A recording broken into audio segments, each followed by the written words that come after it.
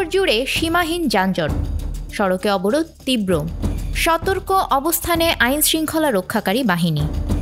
এ যেন 2018-র পুনরাবৃত্তি। কোটা বিরোধী আন্দোলনে উত্তাল শাহবাগ সহ রাজধানীর গুরুত্বপূর্ণ সব পয়েন্ট। এক ডাক এক দাবি, কোটা বাতিল চাই।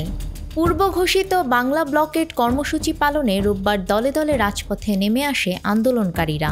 অবরোধ চলাকালে স্থবির হয়ে পড়ে যানবাহনের চাকা।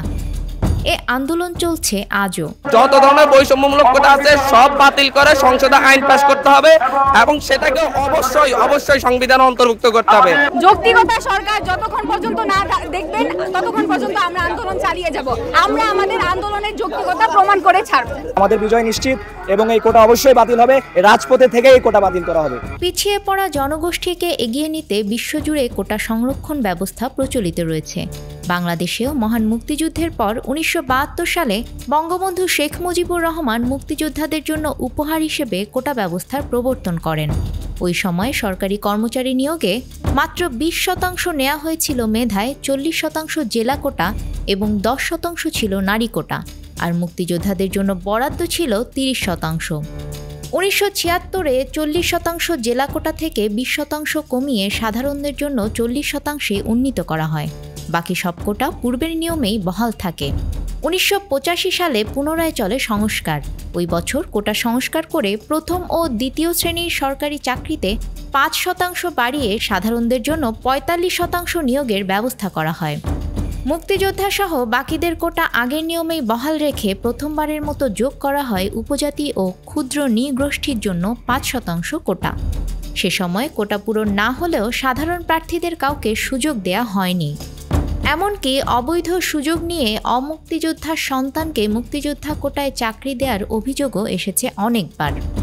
বর্তমানে সরকারি চাকরির নিয়োগে কোটার বিন্যাস হচ্ছে: মুক্তিযোদ্ধা 30%, ছেলে মেয়ে ও নাতি নাতনি; নারী 10%, জেলা কোটা 10%, ক্ষুদ্র নৃগোষ্ঠীর জন্য 5%।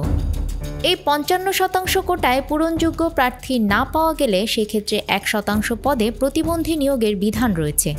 এর বাইরে বাকি 45% সাধারণদের জন্য বরাদ্দ। 2018 সালে প্রচলিত কোটা ব্যবস্থার বিরুদ্ধে তীব্র আন্দোলন গড়ে ওঠে। এক পর্যায়ে প্রধানমন্ত্রী শেখ হাসিনা কোটা বাতিলের ঘোষণা দেন। সংস্কার করতে গেলে সংস্কার তো আবার কয়েকদিন পরে আবার আরেক দল এসে বলবে আবার সংস্কার চাই।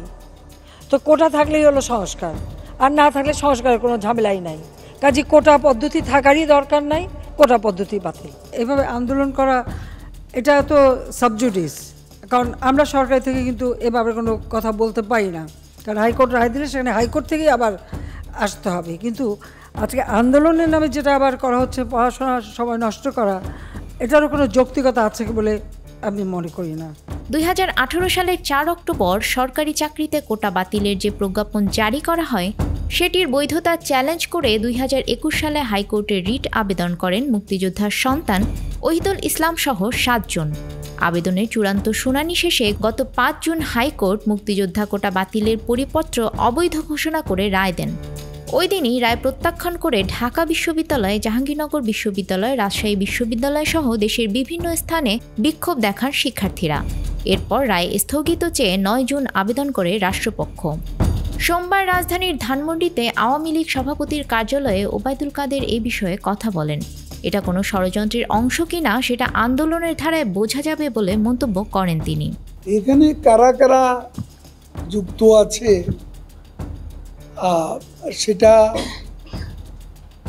কোনো ষড়যন্ত্রের অংশ কিনা সেটা যে আন্দোলনের গতিধারা এর মধ্যে বোঝা যায়।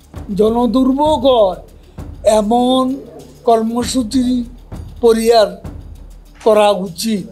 সাধারণ শিক্ষার্থীদের এখন একটাই দাবি, কোটা বাতিল চাই।